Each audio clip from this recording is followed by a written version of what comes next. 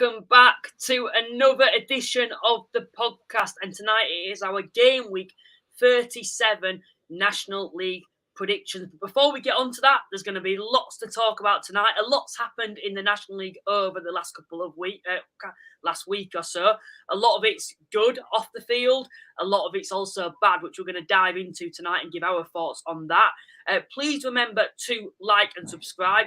35 of you watching, and we're only a minute in. Great numbers once again from you guys. So please remember to like and subscribe. Also, check out our sponsors, Cards Accepted, a link in the description. You'll get 50% off your card machine when you order from them if you use that link. Before we dive into everything we need to talk about tonight and check over the live chat, Paul, firstly, how are you doing? Yeah, I'm good, thanks, Luke. How are you? Yeah, not too bad. A little gutted that we didn't get our game on Tuesday night. You know, when you're in the mood, I know like you should always be in the mood to go to the football, but on Tuesday I was proper looking forward to it. Probably the first time in a while watching Halifax at the Shea, because you knew it was going to be a good atmosphere. You were playing top of the league. Chesterfield were going to bring a lot, and I did feel quite optimistic about that game. So I was gutted when that did get called off. But there were a few other games that I managed to be able to watch later on the live streams on National League TV. But of course, you, Paul, Wealdstone, they managed to get through the FA Trophy. Is that into the quarterfinals now after beating Hendon? Yeah, the game was finally played. It had to get reverted to Hendon's ground. So our home tie was played at Silver Jubilee Park, the home of Hendon. And I think there was over 700 there. If I'm honest, there was probably more than that, but the calculators came out to help with the numbers for the massaging numbers for the FA. But yeah, it was a good game, and yeah, Hendon put up a good fight, and you can see they're a decent enough team at the level they are. Wealdstone just showed a bit more quality and were a bit more clinical when it was needed, and Hendon switched off a couple of times. Listen, they put Stones under pressure, and you can see why they probably. Why they beat Oldham. That they are a quick, young, raw, energetic side. And I think on another day they did have a couple of key players missing. It may have been a bit more difficult than it was, but a highly professional performance from Wealdstone. What we wanted, what we expected, our first win for David Noble as the new manager. And it sets up a tie with Solihull at home in a few weeks' time. So I would like to think a winnable game and, potentially a place in the semi-finals. Yeah, it's kind of a distraction maybe now for Wealdstone. I don't know if that's a good thing or a bad thing. Of course, it's something that I said it last week. It's something that I know you'll take properly seriously, the FA Trophy, because you want to see Wealdstone at Wembley. But of course, at the moment, you sit 19th in the league table. It's very, very tight. I think now I would, especially with the news that we're going to talk about in a little while, but what's come out yesterday about Rochdale having a few financial issues. I've only just noticed this, but they're only 3 points above the drop zone, and they sit in 13th place at the moment. But you guys, coming back to you, of course, 19th in the league at the moment, 38 points. Yes, you've got a lot of games in hand on sides around you. You've played 30 games. The majority of them have played either 33 or some even more, including Ebbsfleet, who've played 35. I asked you on Sunday, and you said you were quite concerned. Is that still something you're concerned about, especially with other results you saw on Tuesday? Well, yeah, funny enough, on Tuesday, we we're watching the Hendon game, and you've got your flash score and your apps that show the scores, and you sort of keeping an eye on them, and we were dropping as low as sort of joint fourth bottom and went back up to 18th. And I think that's just how it's going to be for the next several weeks of the season for a lot of teams down there. And because there's such disparity around the games that are played, until the league evens out, who knows? I mean, listen, I'm optimistic that there's 4 worse teams than Wealdstone in this league at the moment. I'm looking at the positives, the fact that we have got 3 to 5 games in hand with a lot of teams around us. Yes, you've got to win them, and yes, we've got a small squad, and we are part-time, etc. I completely understand all that. But until the league levels itself out and we see where we are when that happens, I'm gonna remain optimistic and think that there's 4 worse teams that in our league than Wealdstone at this time. ask me in a month's time, it could be a completely different answer. And I think there's a lot of teams and a lot of fans will be sort of suggesting the same thing about their set of games that are coming up. I think there's a lot of sides now in Wealdstone's position where it's just about scraping over the line, getting over that line, because they haven't looked all season like they were going to be in this relegation battle. And suddenly in the last couple of weeks, they've suddenly been dragged right into the thick of it. And, you look at Southend, of course, when they had the takeover, everyone was thinking they could be on a playoff chase now, and they've been dragged into it. They had a very big win on Tuesday, defeating Maidenhead, but due to that defeat for Maidenhead, now they're sucked into the thick of the relegation battle as well, and it can just change like that. And I look at those three sides: Wealdstone, Southend, Maidenhead, and probably even York as well. For them, it's about scraping over the line, but it does feel like one of those could potentially go down, especially with Ebbsfleet are improving, Dorking are very inconsistent but can get a result out of nowhere. I know for you guys, just finally on Wealdstone before we talk about some of the other topics on tonight, Woking on Saturday, we're going to predict that later on, but that is a massive game for both clubs, isn't it? If Woking win, they can climb closer to being out of the drop zone. Of course, they're 4 points adrift now in the relegation zone.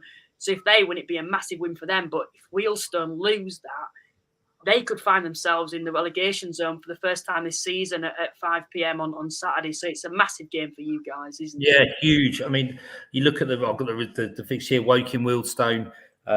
You've got Dorking, Ebbsfleet. Two games that will shape the bottom four for another week. And look, we've got to go into it with a little bit of hope and expectation that we'll get something. Woking are on a wretched run of form. We're not on a brilliant run of form, but it's better. We got that win in midweek. Our new manager needs a win in the National League. He's had 4 or 5 games now where it's not really gone as well as he probably would have expected, and suspensions and stop-start with the weather. So historically we don't do brilliantly at Woking. We will take a couple of hundred. We'll be noisy. We'll get behind the team. They're definitely going to be wanting up. They're going to want to sort of win, and they're going to look at that game and say, this is one we can win. But they're proving very difficult to get out of the slump, aren't they? So, listen, massive game. They're going to all be massive because, like you just said, Luke, anyone in that league can either go up or go down at the moment. I know we said only on Sunday that there might be a couple, like the likes of Dagenham could be they're not going to go anywhere. Well, they could get a playoff push, and Rochdale could end up in the bottom 4. So it's a nuts league. It is ridiculous. Great fun, but ridiculous. Yeah, for the neutral, it's great fun. I would say, to be fair. But yeah, I'm just going to finally just ask you on that game before, of course, we're going to actually predict it. But if you're Woking going into that game, they'll be seeing that as a must-win game, and they wouldn't take a point. But from your perspective, being a Wealdstone fan, sitting 19th in the league, you've got 4 games in hand over them, 5 actually over Ebbsfleet, who's sitting 20th. Would you take a point going away to Woking?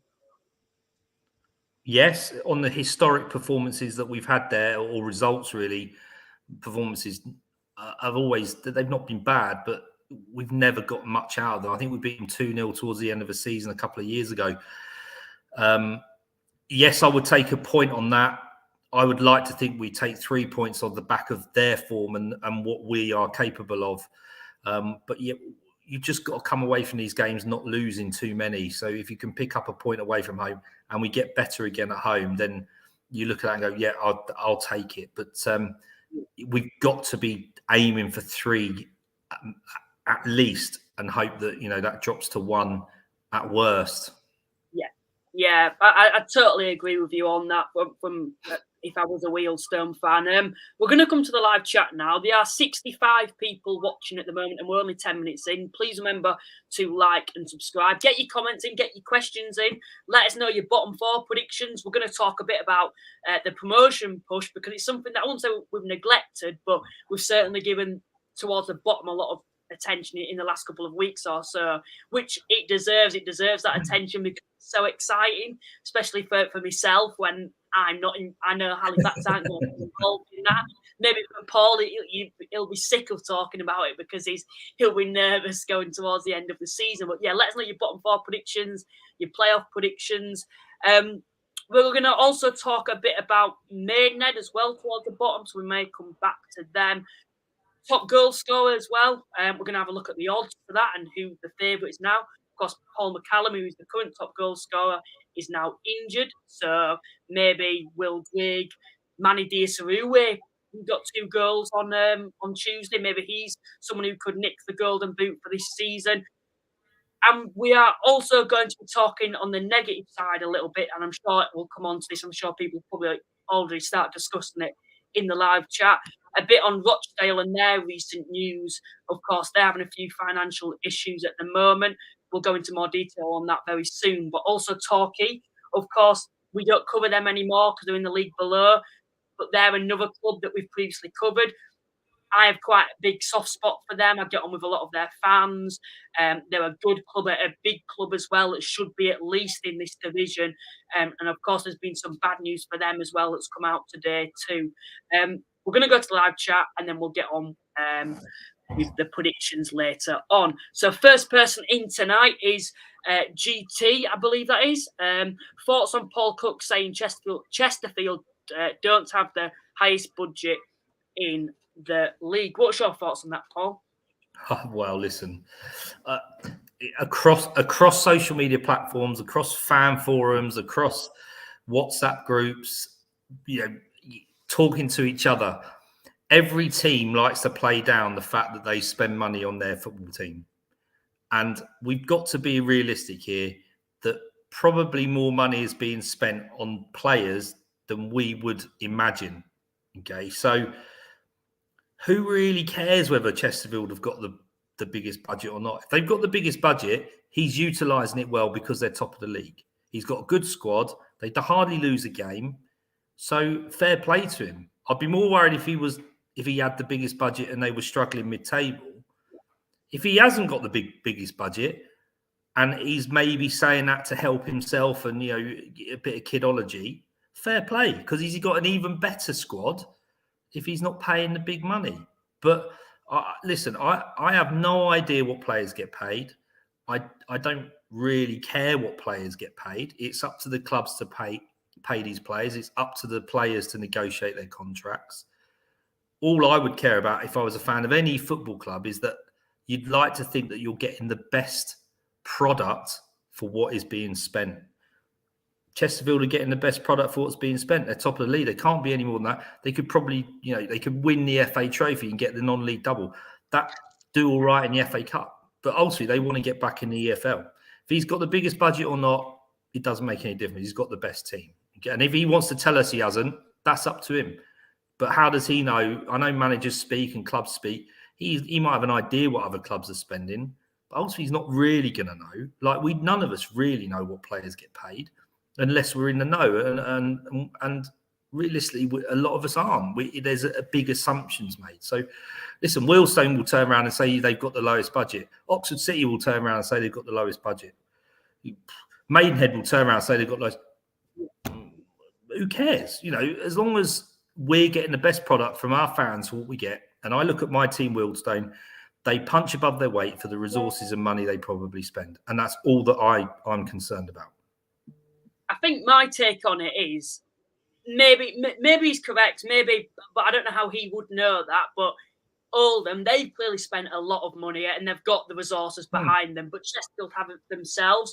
Those two clubs deserve to have this money behind them because they get the attendances to justify it. So I don't think we can ever say they're buying their way out of this league to those two sides. Every single league has a couple of sides that can spend more money than other sides. That's just basically how football works and has worked for the last couple of decades or so. But when you look at Chesterfield, I think a lot of credit, maybe what he's trying to get at is it's not just a case of spending loads of money while we're in this position. They've built towards this for the last couple of seasons. The players that they've brought in are also smart signings.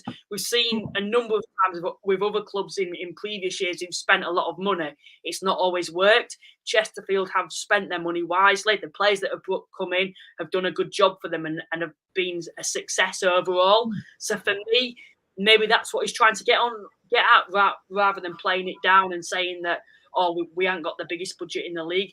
They clearly have got one of the biggest budgets in the league, maybe not the biggest, but their expectations at the start of the season to win the title because of the money that they had, and they're doing that at the moment. So I just don't really understand why he's coming out and saying something like that. I just don't think it's any of our business, if that makes sense. Next comment that's coming tonight, another Chesterfield fan, I do believe, Paul. Let me unmute myself. It's Callum Billy Yield. Hello, Callum. We don't have the highest budget. I'd say Oldham and York do. You're probably correct. Judging on the wealth of the owners and the mass amount of players they sign. Yeah, listen, Oldham and York probably do have bigger budgets. I wouldn't disagree with that. I wouldn't know. Matt Ugler does like to spend a bit of money. And that's fair enough. And if you haven't got the biggest budget, you're doing even better than you are if you did have the biggest budget. So, we'll wait and see what happens for any of these teams going forward. If their playoff charge stops and who they release next year and what gets spent going forward for them to try and get in the Football League. And Chris has also come in and said, we don't have the biggest budget owned by a charity and don't buy any players, just give them good pay. Unlike Bromley spending 80 grand on a striker. And then Callum's coming in and said, get that pitch sorted, Luke. I can't do anything about that. And the club can't either. It's the council. So don't blame us. And then Harley's come in and said, Hartlepool playoffs incoming. We spoke about that in detail, didn't we, on Sunday's podcast? Another very impressive win for them on Tuesday night, defeating Altrincham, coming from 1-0 down as well. I actually managed to catch the second half. Now, I do have to say, if they play like that every week, then they've got a very strong case to be able to get into these playoffs. So what's your take on it, Paul? Oh, I think you're right. And listen, I haven't really taken a huge amount of notice of Hartlepool. You sort of recognise their results aren't where they were expected, and we knew that they had a few injury issues to their key players and change of manager. But clearly, the new manager's coming in has helped. There's a settled. They must have a settled squad now. They've got some of their better players back, and they've got a little bit of form. And form for any football team at any point of the season is key to being successful. And we all see teams have dips, and Hartlepool managed to have their dip maybe September, October, November time, in that 3-month period. And they're coming back stronger. And you said to me pre-show there, Luke, briefly, you can see what Harley's saying is that they could push for that playoff place. And that's what's nuts about this league. We were talking about how desperate they were a few weeks ago. We're now talking about them potentially being in the playoffs. And it just a change of fortunes over 2 or 3 weeks. And these clubs are in a completely different position they were in, when we were speaking about them even just a few weeks ago. Yeah, of course, at the moment, 6 points off the playoffs, but have played a lot more games and sides around them. They've played 35. So they've still got a lot of work to do. I think if you were odds-wise, you wouldn't be backing them to get inside the playoffs. But if they keep playing how they are doing at the moment, then they're certainly going to be in the equation of being a playoff contender. And I think now we can safely say maybe they are. But what they can't afford to do is go on another bad run. They can't afford to lose 2 or 3 games now. Sides like Aldershot, Solihull probably can to a certain extent, where Hartlepool can. Otherwise, their playoff dream will be over this season. And then we've also had coming tonight, Mr. Luke's in, Paul. All right, everyone. Great win against Kidderminster. Should be hopefully an easy game for us against Oxford City. You know the drill, lads. No pressure whatsoever. Yeah, we know the drill. No, listen, Oxford City have been bashed a couple of times over the last few weeks, and Gateshead are on a great run of form. 2 away wins on the spin.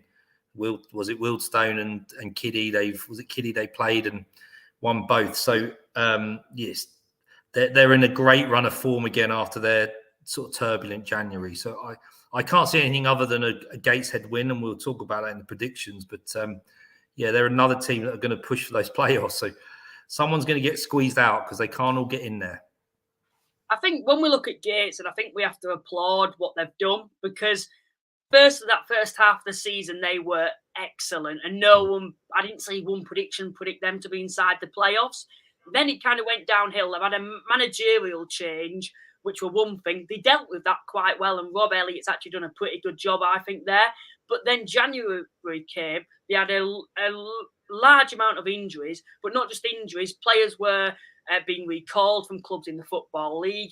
Players actually were being headhunted by other sides. For example, we saw Stephen Ween was obviously signed to MK Dons.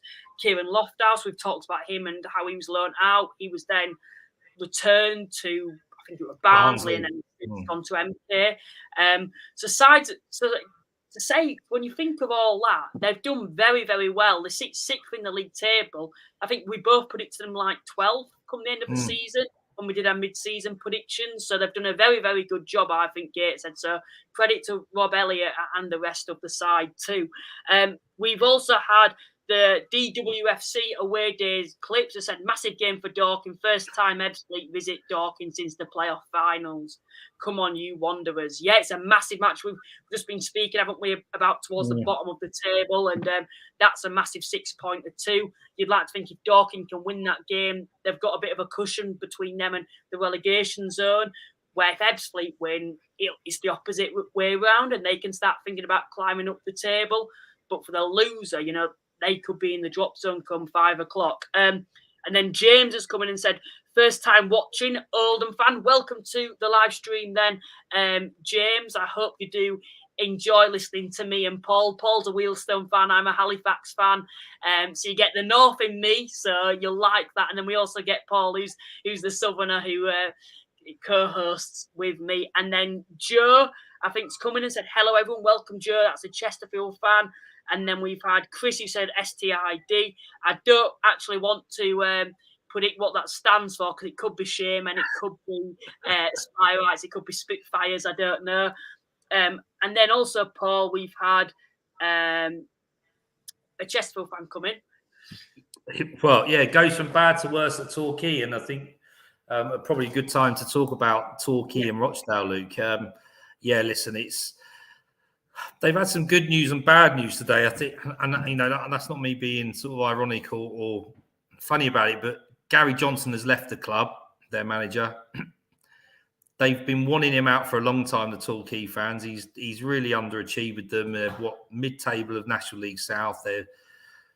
They were clearly having problems that probably weren't being disclosed until today.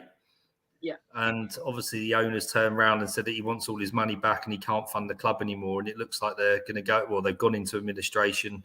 They're millions of pounds in debt to the owner. And it's not looking too great for them. So they've got no manager, no owner, and they're not looking like they're looking like they could get 10 points deducted, which would leave them just outside the relegation zone in the National League South. So, to think they could drop into the Southern League Premier is just incredible considering the size of the club. I think that relegation's hit them hard, hasn't it, Torquay? I think when you look at taking over a club like Torquay, you'd obviously see potential at first there. It's a rich area overall. There aren't many football clubs around there, so there's that opportunity to grow your fan base even more. They've got quite a healthy history in the Football League. So they were clearly underachieving, and you can go in there and kind of be that hero. It's backfired. They had a very bad season where, they probably don't want to talk about this, Torquay fans, where they were relegated. No one particularly expected them to go down, but they were. And then that's clearly hit them hard. And now the owner's struggling to deal with that financially. And this season, they've not really put a case together that they're going to be able to get out of the National League South, and they certainly are now. So, the Torquay fan base are clearly against the owner, against Gary Johnson as well. And it's just very, very sad to see a side like Torquay in the position that they're at the moment. Torquay Talk, a podcast that, I've spoke to them before. They've been on here before. It's sad to see, people like that, clearly care about the club very much. They are a big club. They were a big club when they were in this league. It's sad to see what's happening there. But What's even more sad at the moment is they're not the only club. One of our own in this division, Rochdale, it's been announced that they're having their own financial issues as well. Of course, they're 13th in the league at the moment, and they're actually only 3 points above the drop zone. There's kind of been signs, hasn't there, behind the scenes at Rochdale that there's been a few financial issues there. For example, they've had a very, very small squad, which has led to the actual manager having to register himself as a player. Obviously, we're never going to play, but just to fill the numbers on the bench. Of course, yesterday it was announced that the chairman, Simon Gorge, announced that there's going to be an EGM on Thursday, the 7th of March. Potentially, they could face point deductions. That means that they could go down. But if worse comes to the worst, they could be liquidated. It's like a merry-go-round, isn't it, this, with the amount of clubs? Oldham, they had financial issues. They got saved. Southend, that is probably the worst. The closest you can get to liquidation without actually being liquidated. Scunthorpe, probably a similar kind of situation to Southend, and of course they got relegated. The only silver lining in that is all three of those clubs have managed to find an owner and find themselves in quite healthy positions at the moment. I'd like to think so with Southend, including them in that. But we've also seen worse come to the worst. Bury, Macclesfield, Rushden and Diamonds, Halifax, Aldershot have all had to go out of business before and then reformed. Paul, what's your take on the situation at Rochdale at the moment? It's just sad to see for supporters. It doesn't matter what level the football club is at. They've all got a fan base. They've all got a volunteer base. They're all an asset to the community. And I think what frustrates me is, and I know it's easy for anyone to turn around and say, well, the Etihad is only 4 miles up the road, and all that money that swishes around at the top of the game, and why is there not more pumped down? There's many football clubs that live within their means, okay, and Wealdstone being one, and Maidenhead, and you see, I know Dorking have got backing. There's loads of little clubs that do all right, and there's loads of big clubs that do all right because they manage their finances. Now, listen, this isn't me knocking anyone, but you've got to look at it and say, well, what the hell has happened to get to that point? How can Torquay as a football club, as a board of directors, whoever is involved, and I don't understand sometimes the makeup of ownerships, and people may be able to sort of tell me differently, but how can a football club like Torquay turn around and say, well, we'll take an owner on who's going to lend us all this money, but we're going to have to pay him back at some point? And why the hell has the football club not tried to pay him back? Why are they not living within their means? I don't know what's gone on with Rochdale, but they are now fan-based, fan-owned, which is a credit to them, and that's a hard gig. Owning football clubs, you're not going to make any money. They're not the Glazers. They're not buying that. Huh? It's got to be if you're going to own a football club, it's got to be self-sufficient, hasn't it? It has to be. You either have a real sugar daddy, a little bit like the Manchester City setup, where there's so much money that it doesn't really matter. But then revenue streams are born off the back of the success that they bring because they plump money in.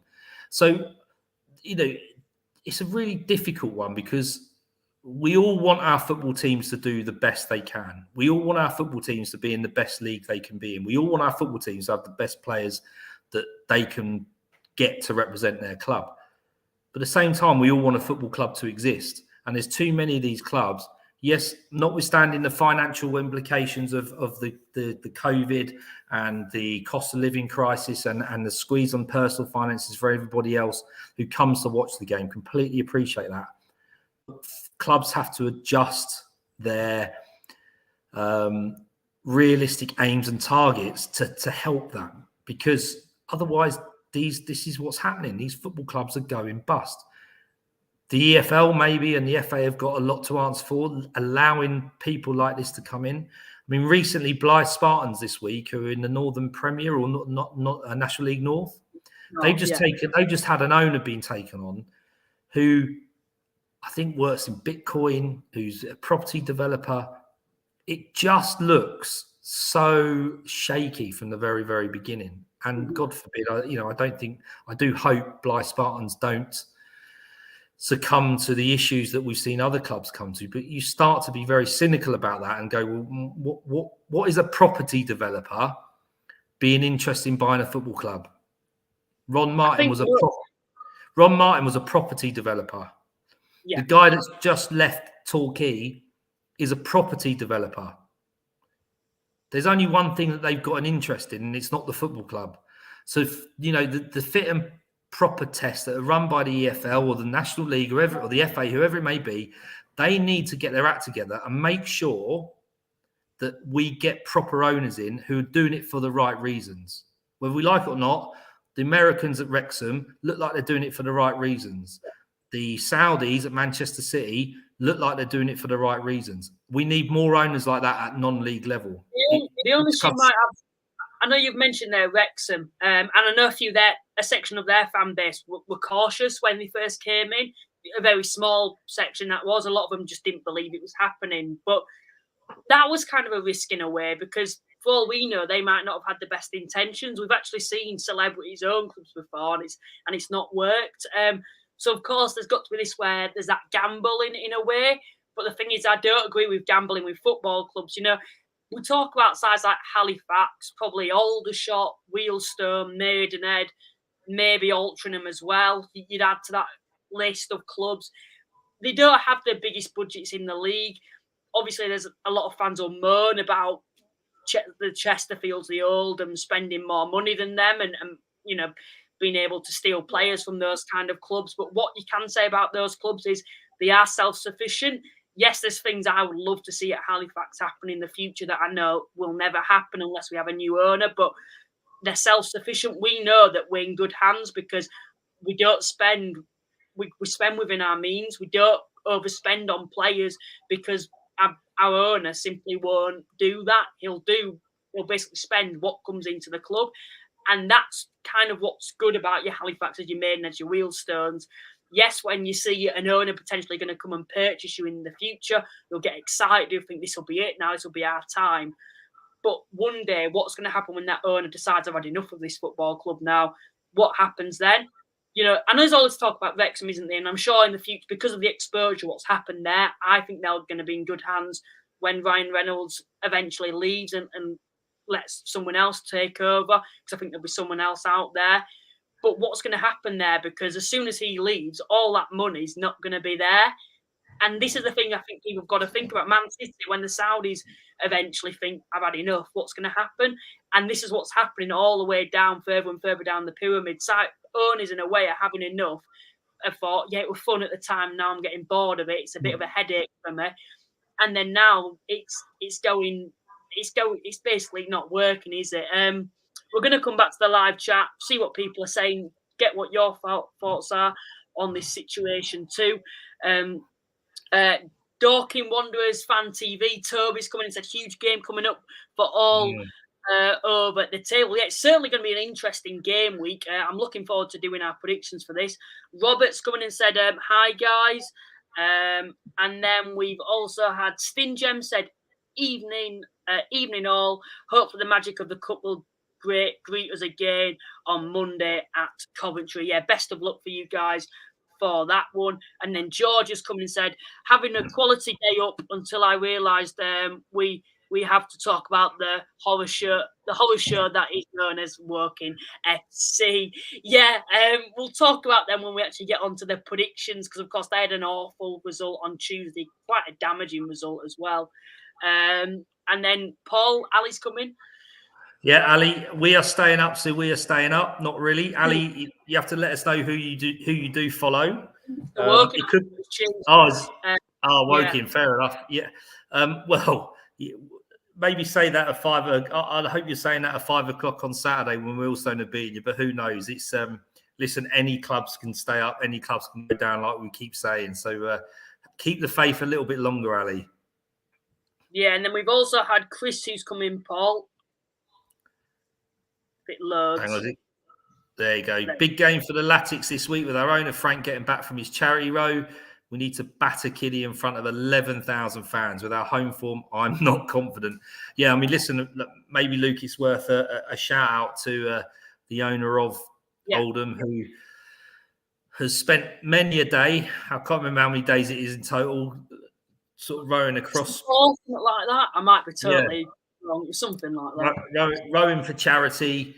At the age he is, I think he's in his 70s. It's an epic effort, and any of our non-league fans out there and friends that we know that can sponsor Frank, I've certainly done it myself, can just put a few quid his way, then I'm sure he'll appreciate it. He's an owner that's come in and he seems to be doing it for the right reasons, and fair play to him. And listen, if they can get 11,000 at home in the National League, what a credit to the National League it is, and that goes to show how Oldham are doing. I think Chris is right. Kidderminster aren't going to be an easy gig, but if their home form picks up, then they're really going to push on for those playoff places. It's got 0-0 written all over it, that game, when you've got, when the whole Oldham fan base turns up, you know that you're not going to get the result that you want. But no, to be fair play to Oldham. Of course, they've discounted tickets. I think it's only £1, is it, for match day tickets? Now we're tempted to actually think about going to that, but I think I might be travelling down to Dagenham now, hopefully. Anyway, but of course, Frankie's actually done it for a very good cause as well, Alzheimer's, which is, of course, a form of dementia. So for anyone that does want to donate, please do so. I think on his Twitter handle, there'll be a link in his bio. So please go in and check that after you've watched this podcast. Jay's also come in and said, how are Oldham in the playoffs? They were poor on Tuesday. Maybe you caught them on a bad day, Jay, to be fair. And then we've had Heed Army podcast said, hello, lads, hope you're well. We are. And then we've had Mickey's come in, Paul. Evening, lads, hope you're well. Sorry we didn't get a draw you were hoping for at the Kidderminster Master Walsh. Long way to get yet, but the Heed are on fire at the minute. They certainly are. They looked impressive last weekend when I watched them down at the Vale, and they backed that up with another away win. And like we said earlier in the cast, that they're certainly ones that are going to push on for that playoff place again. Yeah, they certainly are. And then we've also had Zach, who's a Bromley and a Torquay fan, I believe, has said save Torquay United. And then we've had James has put our Mimas. Jay, we have our main striker out at the minute. James, no, but yes, we was poor, but Hughes was just as poor. Fair enough then. And then we've also have JT's come and said, will either Rochdale or Teak get point deductions? It's a possibility. It's still early stages. The news has only just come out. I'm sure in later weeks we're going to learn more about what's going on there. And then David's come in, Paul, our Maidenhead fan that tunes in every week. Hello, David. Huge warning signs of Maidenhead paying the price for not having a quality striker when we were playing well but not scoring. This week we were beaten up by Oldham and poor versus Southend. Yeah, I mean, listen, we talk about Maidenhead over the last couple of seasons, always doing enough to get by, always doing enough to survive, with Alan Devonshire at the helm, who's been there a number of years. He knows the league. He knows what sort of quality he needs. They've got, again, they haven't got the biggest budget, the biggest crowd, the best ground, but they punch above their weight. And we seem to talk about them annually, don't we, at this time of year, Luke, around are they going to go down or not? And they tend to pick themselves up, get a few unreal results against sort of top teams, but they're not seem to be doing it quite as much. And if you've got David worried, then clearly there's a problem, because he's fairly positive about Maidenhead, and so are we. But I think you're right. They're going to be in that dogfight. They've probably got the toughest end to the season on paper. The last 5 games, they're playing 4 of the current playoff sides. That includes Chesterfield in that as well on the final day. That could be a massive match for Maidenhead, that they'll be hoping Chesterfield might be able to do them a favour if they've already won the league for that game. Of course, at the moment, they've had 4 defeats on the spin for Maidenhead as well. And they've actually played more games than most sides around them, and they're only a point above the drop zone. So it is very concerning times there. The only thing you will say, when they've probably got the toughest end to the season, that'll probably work to their strengths. It proves to what's happened in recent seasons. They always seem to do better against the so-called better sides in the division. There's a number of games that I can recall Maidenhead pulling results out of when you didn't expect them to. But it is quite concerning there at the moment. And I think a lot of people, when I put a tweet out, I think was it yesterday or it might have been Tuesday evening, who are the 4 sides you think are going to go down? And I saw a fair few actually put Maidenhead in there. which is quite concerning. You know, last season they survived by a point in this division, and every season it feels like they're getting closer and closer to the drop. Is this season going to be the season where Maidenhead do finally drop down? I hope it's not. I think they bring something to the division. You know, what they've done in recent years, what Alan Devonshire's done there is very impressive. And I'd like to think that they can survive, but it's going to be a big ask, and it's certainly going to be a shaky end to the season for all Magpie fans. And then Bradley, who's an Eastleigh fan, coming and said, "Sorry, I'm late. Cider occupied me. No problem. You shouldn't be having your cider while you're watching the stream, though, Bradley." And then we've also had James, who's come in, Paul. James has again said, "Think York have got some good players. The striker who came off the bench was a great player. Was that the lad they signed at the beginning of the season? I haven't seen it. What the squads were." But yeah, I mean, listen, York aren't doing as well as they should. We spoke about them at length much more early in the season. They had a new owner, an injection of cash, players, new manager, and they've not really kicked on. And if they're not careful, they're going to get pulled in, or they are pulled into that relegation battle. And they just draw too many games. They don't score enough goals. They draw too many games. They are consistent in that fact, but they need to start winning some now. Now, I do apologise that we are quite far behind on the live chat. I know at the moment we're at 9 or 12. So I do apologise to those people that have probably been waiting for the past 20 minutes for us to actually answer their questions. So we're trying to be as quick as I can. And I'm trying not to miss any out at the same time. Harry's come in and said, "Our main striker was out injured on Tuesday as well." Leon, and I think someone else who's new to the podcast as well, or new to commenting, absolutely no chance do we stay up yet. It's very concerning there.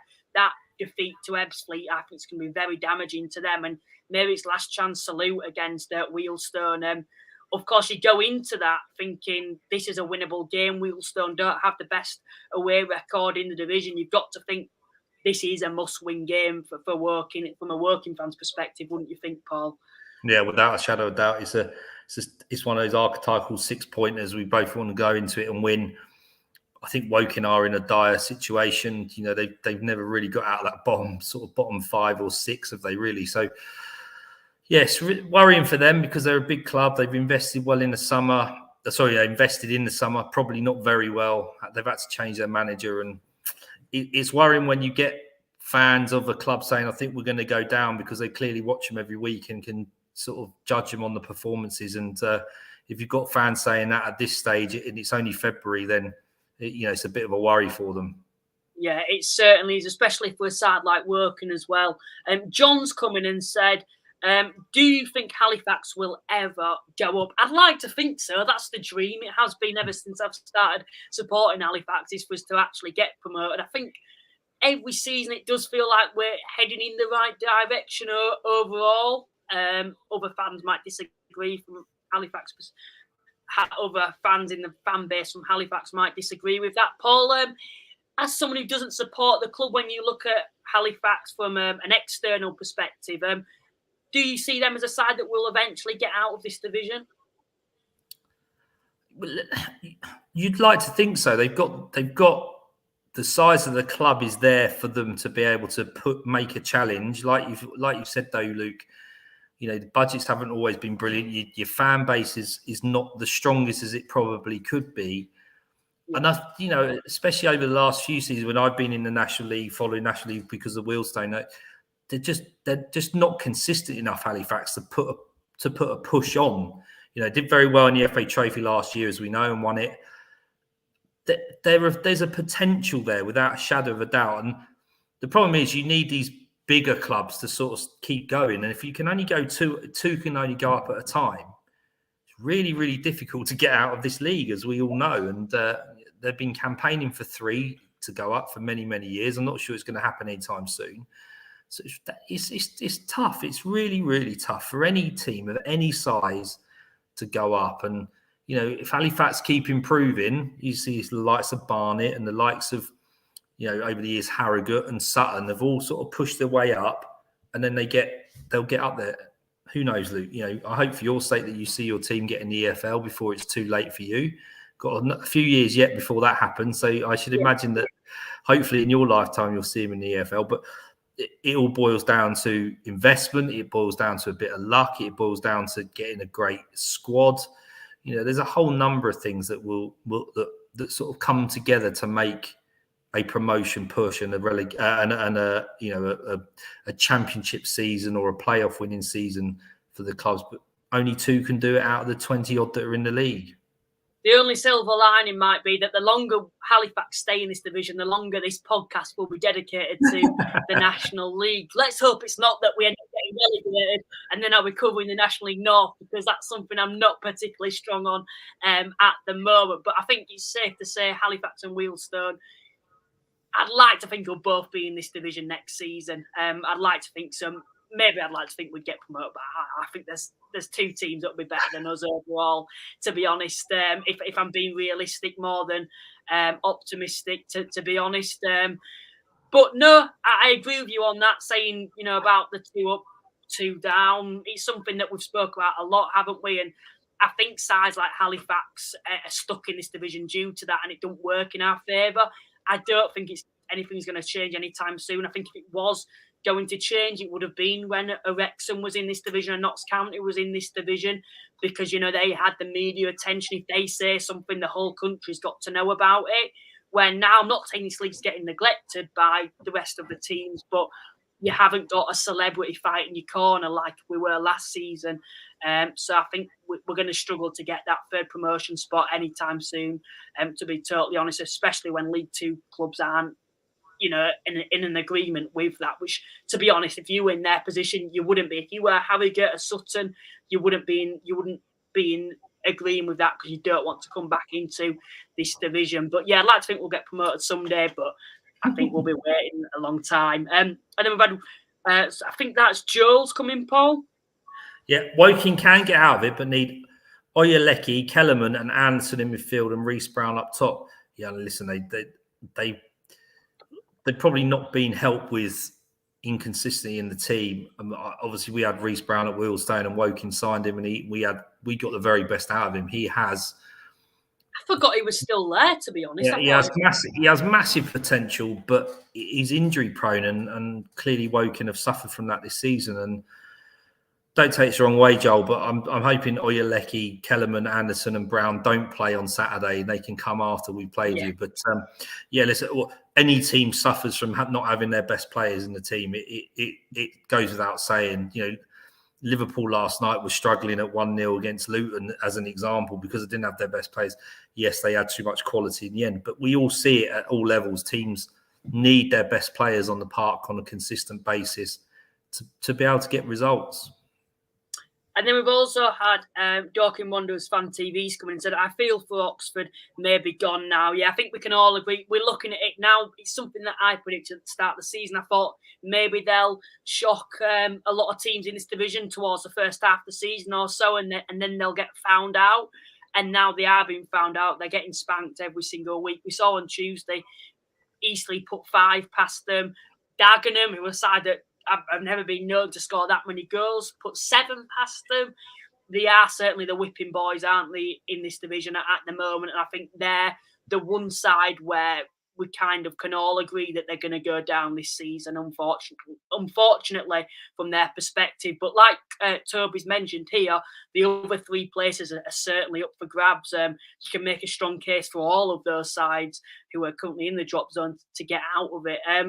And then John's coming in and said, good evening. That's a Notts County fan. Mark said, Super Manny D, 19 league goals, 21 in all competitions. Yeah, he's someone who's actually got, he's got probably one of the highest goals per game ratio in the division. He's averaging over 1 per game. So he's certainly a very good striker, and he bullied Altrincham on Tuesday night. We're going to skip a few of the comments. I do apologise, but we are 50 minutes in. We need to get on with the predictions. Aaron's come in, who's a Wrexham fan. Do you mind reading this out, Paul? No. Although teams have games in hand, it is wild to think that there are 3 points differences between 13th and 21st. Very different from other seasons at this point in the league. Yeah, listen, Aaron, and we sort of mentioned that at the beginning of the show. It's just nuts that any one of these teams on its given day can beat anybody else. And because of that, we are trying to predict almost the unpredictable every week, aren't we, Luke? Because it is crazy where, 1 week Hartlepool aren't going to get in the playoffs. Next week Hartlepool get in the playoffs. 1 week Southend are going to get in the playoffs. Oh, look, Southend could get relegated. Oh, yeah, Dorking are going down. Oh no, Dorking aren't going down. Fylde are done. They can't score goals. Oh, hang on, look at Fylde. They've got 19 out of 21 points. It is nuts. And like we said, it's fun for the neutral. It's fun for us as National League fans.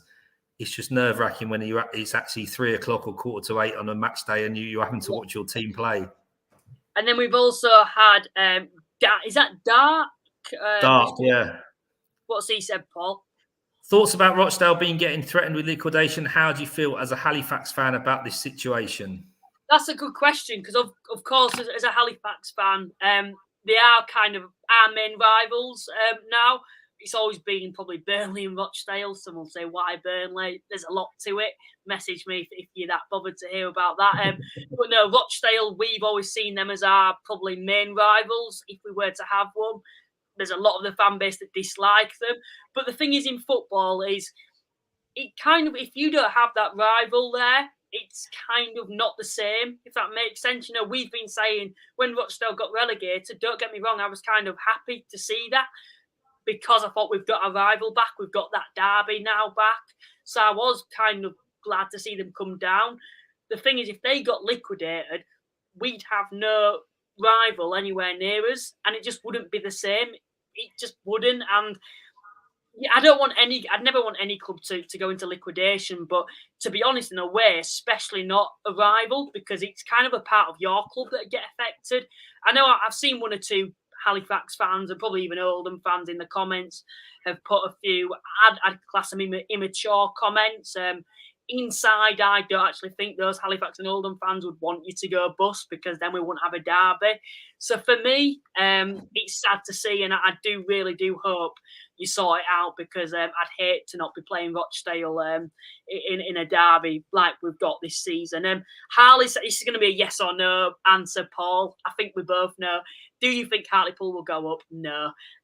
We'll move, and then Mark's come in, Paul. I think Hartlepool will just miss out on top 7 due to amount of games played. We'll push hard. We don't have the pressure that those who've spent majority of the season in there. Waterfall and Parks have been big signings. Yeah, listen, they got their players back on the field. They've made some signings, Luke Waterfall being one of them. Listen, there's 2 trains of thought. And Mark's gone with the more realistic view is we've played too many games compared to others.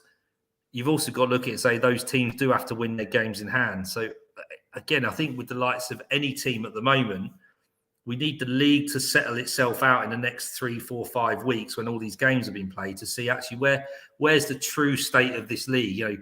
Where are we all going to be sitting when we've all played within one game of each other? Because at the moment, it's so hard to predict because Wealdstone have got 5 games in hand over teams. They've got to win those 5 games. If they win those 5 games, they could be sort of comfortably mid-table, pushing into like the top end of near the playoffs. Yeah. If they don't, they're going to be in the bottom 4. So it's really difficult to predict at this time. Points on the board are important. The fact that you're in a good run of form, I think, is just as important, if not more important, than points on the board. Dean's come in and said, "Hi, Luke. Ask Oldham fans to mind the gap." And then we've also had Kezza's in tonight as well. Welcome, Kezza, to the stream. It's another Oldham fan. And then we've had, I think that's Cardinal Ultras, working till we die. Love to see that. Someone's also said, any Oldham fan can tell us Chesterfield fans why you're only letting us have 1,600 tickets when they're away and holds 3,000 plus. They'll probably end up giving you an extra 1,000. It's what they usually do. Grimsby fan here. I actually, in a way, I'm looking at Grimsby, and I've got quite a lot of mates who support Grimsby. Also, the podcast that they've got, DN35, I believe it is. I know I've spoke to him before, and they're down there. And in a way, for the benefit of this podcast, I kind of want to see them come down. But they've put Grimsby fan here next season, guys. Yeah, hopefully, I think Sutton and Forest Green are too poor, to be honest. I think there's two sides poorer than you.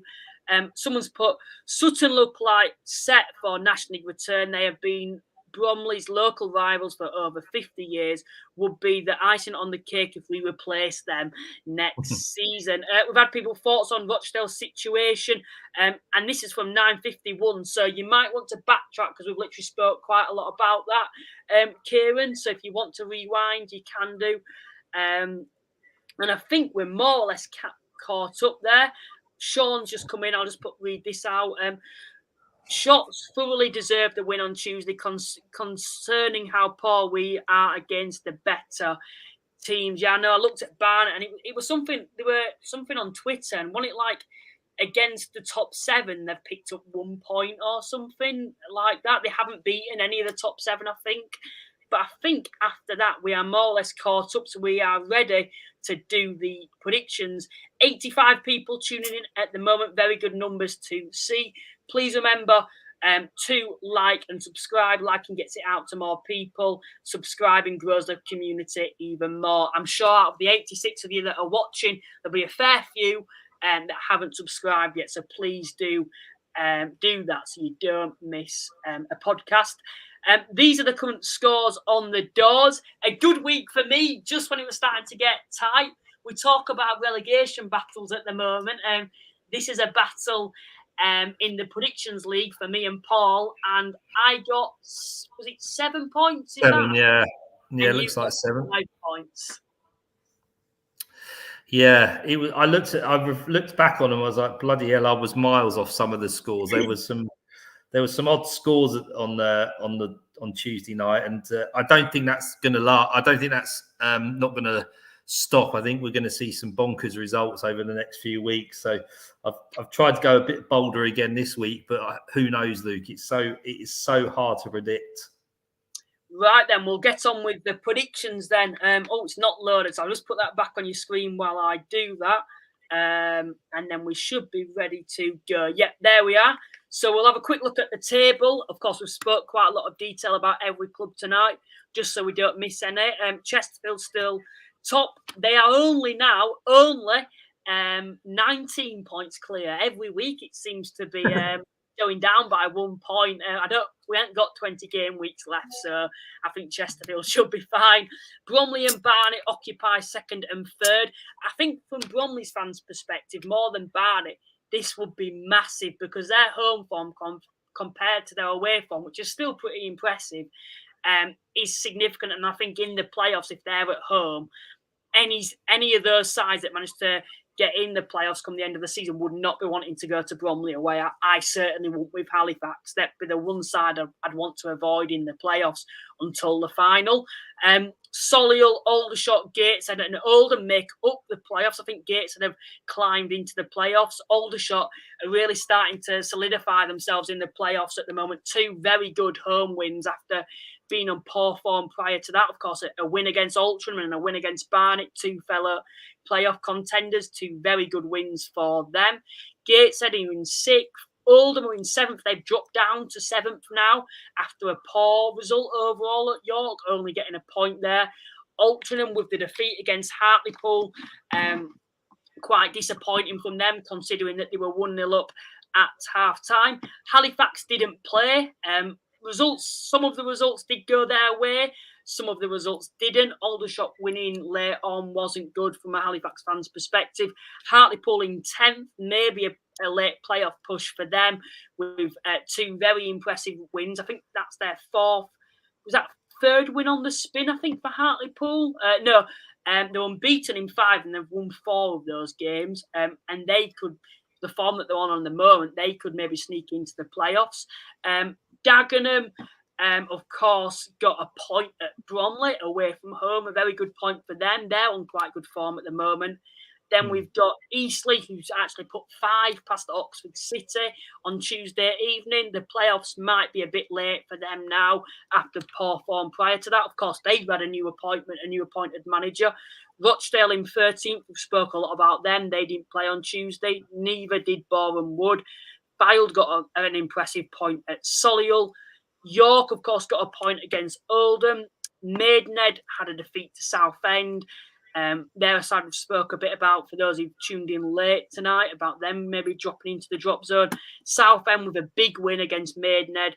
Wealdstone, of course, FA Trophy action, so didn't play in the league. Ebbsfleet are in 20th at the moment after a very big win against Woking. And then Dorking, Woking, Kidderminster and Oxford make up the relegation places at the moment.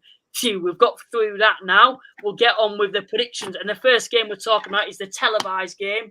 Eastleigh versus Bromley. Get your predictions in on the live chat. We'll have a look at those. But Paul, what are your thoughts going into this game?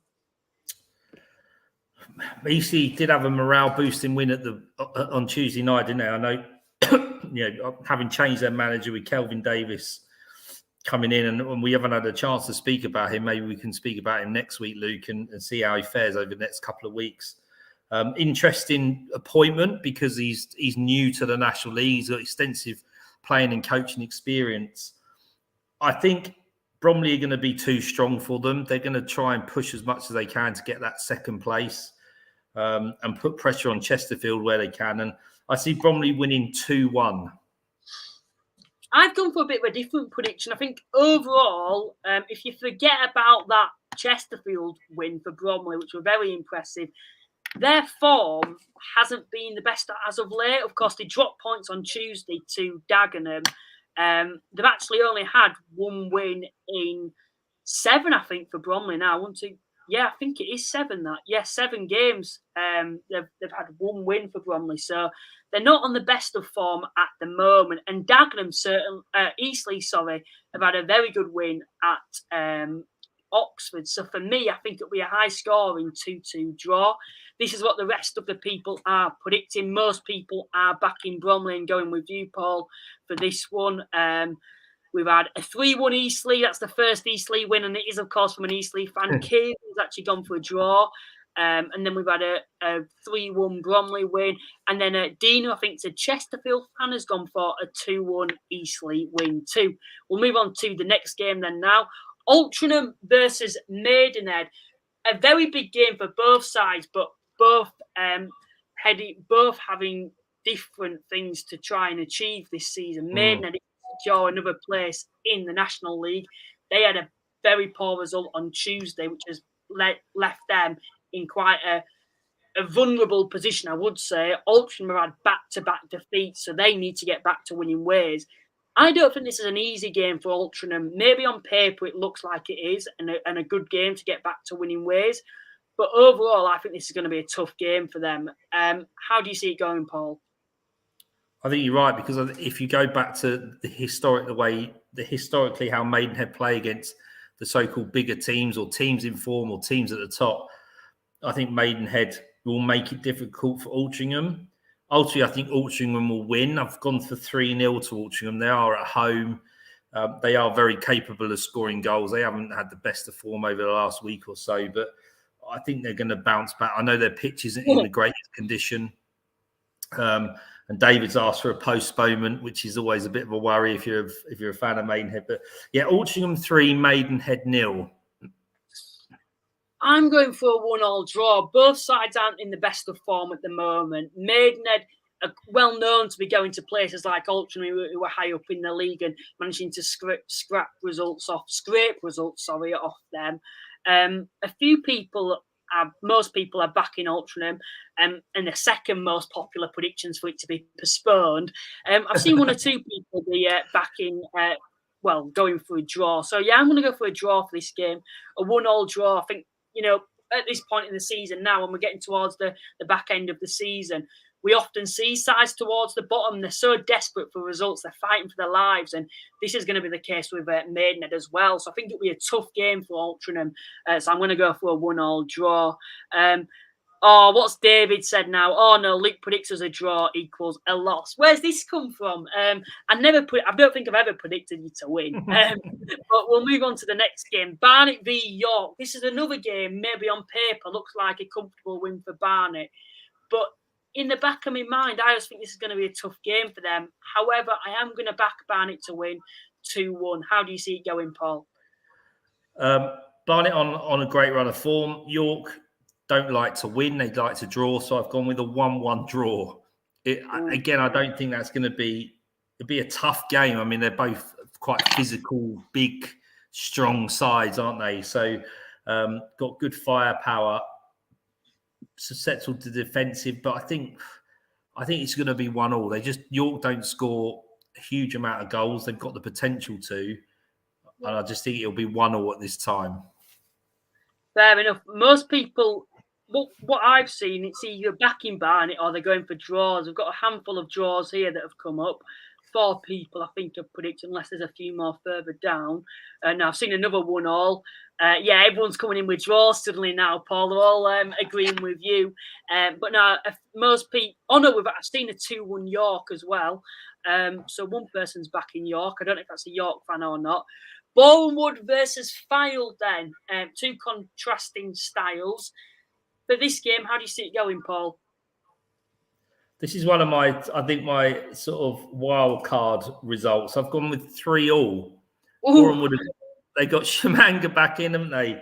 Fylde are scoring goals. They're on a good run of form. Bournemouth have picked up. I just had this gut feel that there'll be lots of goals in this. I don't know why, but I think, Bournemouth at home got a lovely playing surface, as we know. That will probably play into Fylde's hands as well, because they do like to play. So I've gone with 3-3. I've gone for a 2-1 Fylde win. I think this is one of the tougher games to predict, to be honest, this weekend. Bournemouth, of course, haven't played. Did they play at the weekend? No. Oh, yeah, they did, because they lost to Hartlepool, didn't they? They went 1-0 up, but didn't play on Tuesday. Fylde on quite good form at the moment, got a good point at Solihull. I'm going to back Fylde for this one, 2-1. Let's see what everyone else is saying before we move on to the next game. 2-1 Barnet, 1-0 York, going back to the last game. York are impressive. Someone said 0-0. Boringwood 2-1. 2-1. That's a Wealdstone fan, Dominic is. George is coming in 2-2. 1-0 Fylde, 2-2. 3-2. Yeah, a lot of people are suddenly going for quite high scoring games. James has gone 1-1, 2-1, 2-1, 2-1, 3 2-1s in a row. We've had a 2-0 and a 1-1. We'll move on to the next game now. Chesterfield versus Rochdale. Spoke a lot about Rochdale tonight. Off the field, on the field, it's not looking good either. 3 straight defeats in a row? I think for Rochdale, might be 4 actually. 13th, and when you think about it, they're not far off the drop zone either, which is pretty crazy considering the 13th at the moment. However, I'm backing Chesterfield to win this game at home. Of course, they had quite a poor result against Bromley. I think they'll be happy that they're playing against Rochdale at home rather than having to go to Halifax when they need to bounce back. So I'm going for a Chesterfield 3-0 comfortable win. How do you see it going, Paul? I'm matching you all the way with that one, Luke. 3-0 to Chesterfield. Rochdale clearly not having the best of times on and off the field. And what you don't want to be doing is playing Chesterfield at any point in the season, especially at the moment when they're struggling probably for just a bit of confidence across the football club. So, yeah, Chesterfield 3, Rochdale 0. Fair enough. Most people are backing Chesterfield. I've seen a 1-1 there, though. Chesterfield 4, we are going up 4-0 as well. Yeah, most people backing Chesterfield. I've seen a 5 as well there. My team, Dagenham versus Halifax. Dagenham probably in the best form they've been in all season. Halifax were in a fairly respectful form as well, themselves picking up maximum points in the last 3 games. Although it's against all 3 sides are down there, you've still got to beat those sides. And I think this is a massive game for Halifax. If you look at the moment, just outside the playoffs, they've played more games than sides around them. You must be thinking this is a game where you need to be going there hoping for all 3 points, isn't it, Paul? It is, but I've gone with a 1-1 draw. I could see that happening, to be fair. Yeah, Halifax they're not the most prolific going forward, but they're very frugal at the back, aren't they? And, Dagenham have just seem to have improved across the board. getting 7 against Oxford it doesn't matter who you're playing, to score 7 goals in one game is decent. So I think that would be a tough match. It's one not that you can't really sort of divide them at the moment because of the form that a few weeks ago you'd have said that Halifax probably would have won that comfortably, but Dagenham are just coming back into a bit of form. Ben Strevens is starting to make his mark with them. And I've gone with a 1-1 draw. I've been optimistic and gone for a 2-1 Halifax. I have a very positive time last time I went to Dagenham. We went there. We won 3-1, probably one of the best away days that I've been on. The fans were excellent that day. So I'm hoping for more of the same. This is interesting. Joel's coming, who's actually a Dagenham fan, and he said, we are really hard to beat at the minute. A completely transformed side, even in the absence of Effing Young. Think we'll edge it. That's not nice to hear from a Halifax fan's perspective. Most people are actually backing Dagenham in this game as well. I've only actually seen two. No, actually, they've all come in now to back Halifax. 4 people have backed Halifax, and I think about 11 have backed Dagenham. Next game, then, we've spoke about this earlier. It's a massive 6-pointer for both clubs. Dorking v Ebbsfleet. We look at them at the moment, both down there. Ebbsfleet in 20th, Dorking in 21st. This is a massive game for both clubs. How do you see it going, Paul? Dorking 0, Ebbsfleet 2. I think they've, getting Serling has been a little bit of a godsend to them. It's an odd one, isn't it? Because Woking brought a new manager in, hasn't really kicked them on. Whereas Ebbsfleet have brought a new manager in, Fylde have brought a new manager in, and Kidderminster to a point have brought a new manager in, and it sort of improved their fortune. So I genuinely think that Ebbsfleet are they're in a great run of form. Dorking are a little bit indifferent, although they are at home, and that always helps them, especially on the plastic. But I just think Ebbsfleet they're just playing with a bit of confidence, aren't they? And that will continue. And it's one of those games that both teams, if you think Wealdstone are playing Woking, Ebbsfleet playing Dorking, that's 4 of that bottom 6 are playing each other. Big, big games. Yeah, it's certainly going to be a very interesting and quite an exciting game week for the neutral like myself, for those looking down on the bottom sides anyway. I've gone for a 2-2 draw. It might be a bit of a cop-out. Both sides seem to like to score a fair few goals between them. I just can't really call it. Maybe it's a bit of a cop-out. I should be backing one of the sides, but I'm going to go for a 2-2 draw for this game. Next game then that we've got, Gateshead versus Oxford. We've spoke about Oxford being down. They're conceding an awful amount of goals. Gateshead are needing a win. This is probably a must-win game for Gateshead. You'd expect them to win this. I'm going to go for a 4-1 Gateshead win. How do you see it going, Paul? Luke, great minds think alike. Again, I've gone with Gateshead 4, Oxford City 1.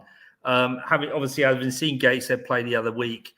Unbelievable going forward. Very, very clinical. And, Oxford City clearly aren't great at the back at the moment. They're shipping goals for fun. And I think Gateshead are going to have a lot of joy against them. And, Oxford City always look like they could score a goal. Not many. But so, Gateshead 4, Oxford City 1. Fair enough. I'll just wait for this to load. As I do that, we'll have a quick look at the prediction. I think most people will be backing Gateshead. I'm not gonna go through them all, but I want to see if there's any ridiculous predictions there. I'll look at Mr. Luke's because he is a Gateshead fan. He said 4-0 to Gateshead. Most people are at least predicting 3 goals. I haven't seen one prediction yet where they've actually said more than less than 3 goals. Sorry, I forgot to look at the Dorking predictions. I actually want to look at these. Someone said 1-0 to Dorking. Most people it's very split this between the two.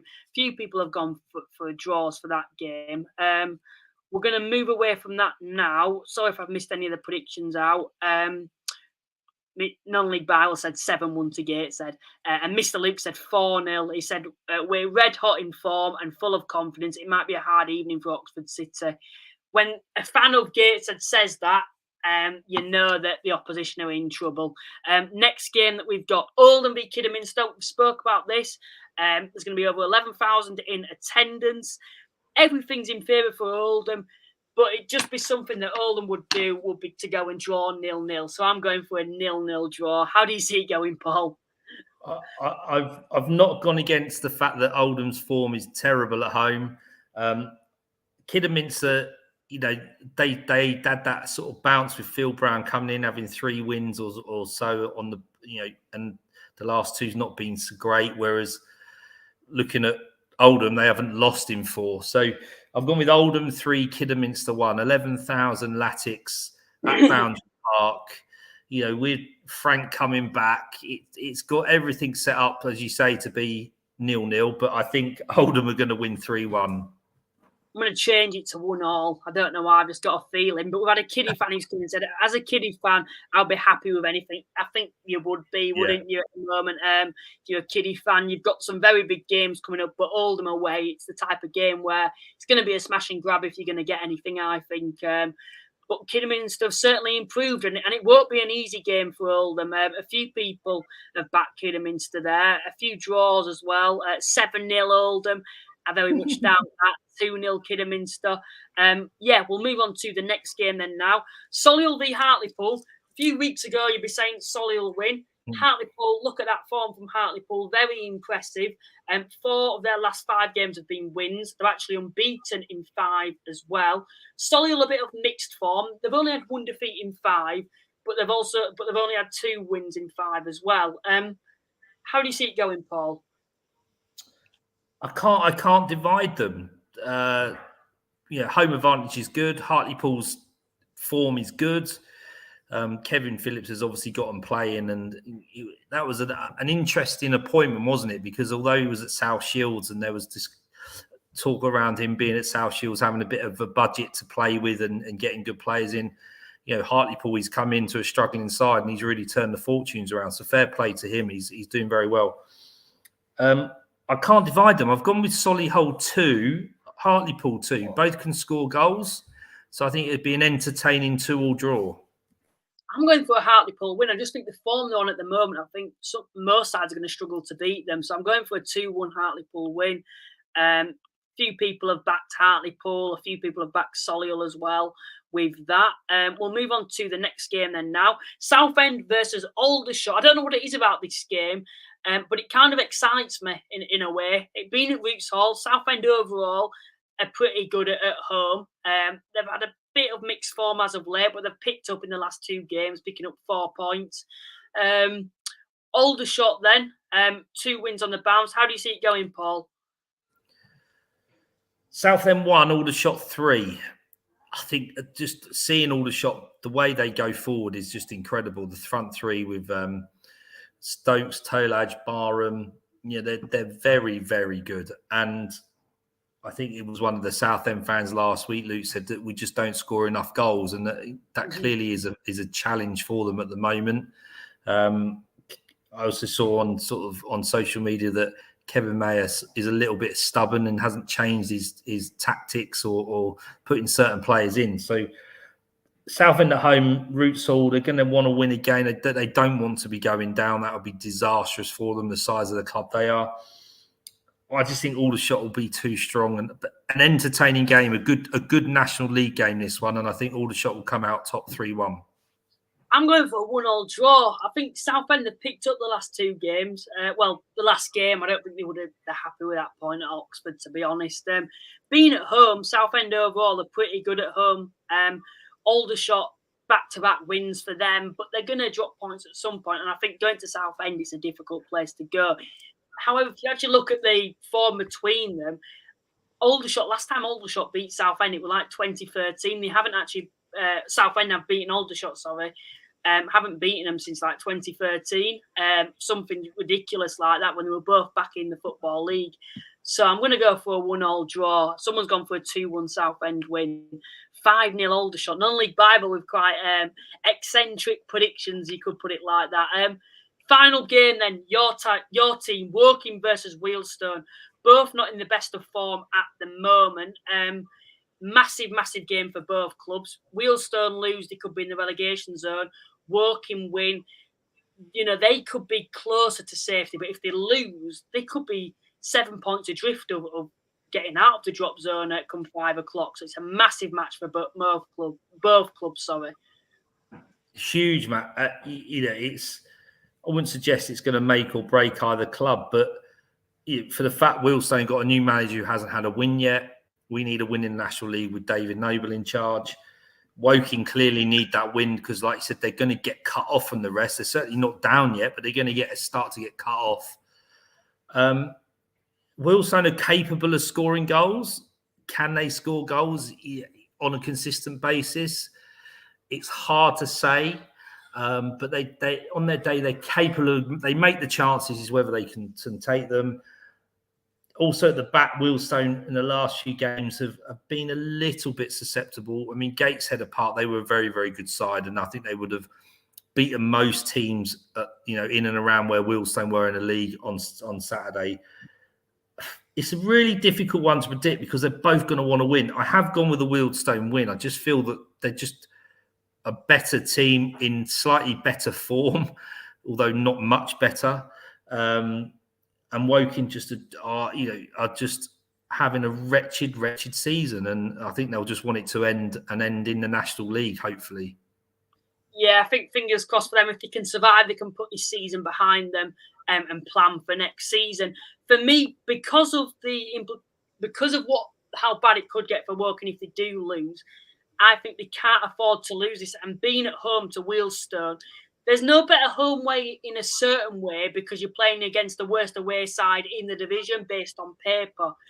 But if you lose this game, then you must be thinking, look, we're going to go down here. So for me, Woking, being at home, they clearly need a win. Wealdstone haven't, of course, got a win under the new manager yet. I don't believe it in the league, that is. Yeah. I'm backing Woking to win this game. So sorry, Paul. I want you to survive. Hopefully you still do, but hopefully my prediction is correct as well. That more or less wraps up the predictions. Thank you to everyone that's tuned in tonight. Please remember to like and subscribe. Liking gets it out to just more people out there. Subscribing also grows the community. We've had a very good numbers tonight overall, so I'm sure there'll be a lot of you that are new. If you are new, please remember to subscribe to the channel. If you do, you won't miss an episode. You can come and join us next week on my next live if you have enjoyed it. Paul, once again, thank you very much for joining me. It's been good to speak to you. Yeah, no, thanks for having me, Luke. And is there a midweek fixtures next Tuesday? I should imagine there's some games going on. I'll have a look. I think there should be actually. Yes, so maybe we could do a podcast on Sunday or Monday potentially, depending on what games they are. I don't think is there many games, or am I getting? I don't think there are actually any games. No, okay, yeah. Oh no, there is. There's 6 games to play, so potentially we could do a podcast. There might be a Wednesday game as well. No, but we might do a podcast on Sunday. We'll let you know about that anyway. Once again, thank you to everyone that's tuned in. Thanks, Paul, for joining me, and we will see you next time. Bye for now.